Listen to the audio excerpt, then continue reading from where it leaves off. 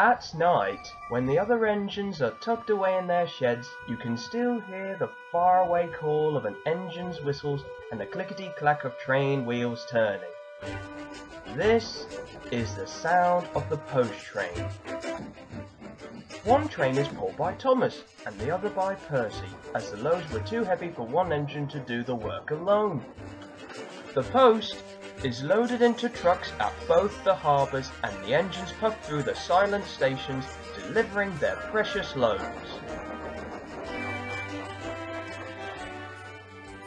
On a clear night, a big shiny moon brightens their journey, but often Thomas and Percy can't even see the stars. But whatever the weather, lamps along the track always light their way.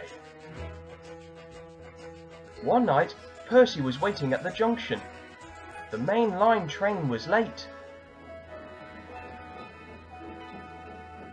At last, Henry arrived.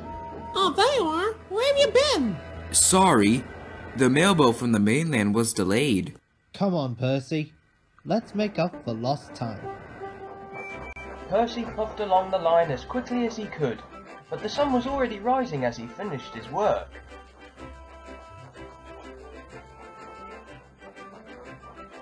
Never mind. It's nice to be up and about when it's the start of a new day and there's no one else around. Percy was not alone for long. Oh, bother. It's a dizzy thing, Harold. Good morning. I always said railways were out of date, but you're so slow with the mail, you should give everyone their stamps back. Percy was too tired to explain. Bird brain. Good morning, Percy. You're up early this morning. No, you're wrong, Duck. I'm back, tired and late. Percy rolled into the shed and fell asleep almost before his buffers touched the bar. His driver decided to set off early that evening. Thomas was waiting at the station. Hi, Thomas. Thank goodness I have a chance to speak to you. Driver said that the person in charge of the post has complained to Sir Topham Hatt about the delay last night. But that wasn't my fault. I know, and so does Sir Topham Hatt, but this post person wouldn't listen. Tonight, we'll just have to be quicker than ever before.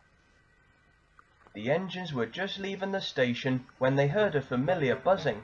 I say, you two, there's news flying around.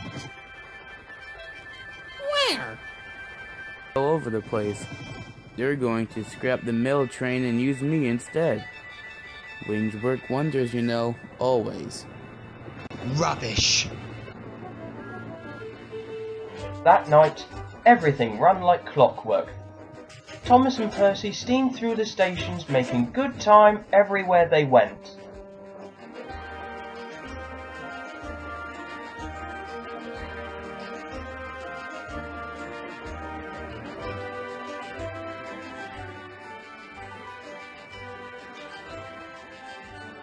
At a station, Thomas noticed a man looking cold and worried. He had missed his train home.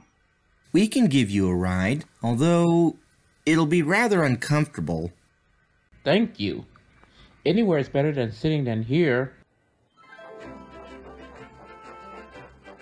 The next afternoon, Percy passed the airfield and saw Harold. Hello, Lazy Wings.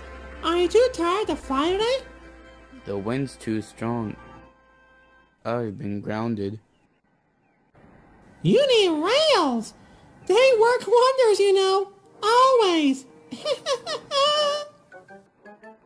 That night, Sir Topham Hatt showed the two engines the letter. It was from the man who had missed his train. He thinks you are both splendid, and everyone says that the mail train is the pride of the Northwestern Railway.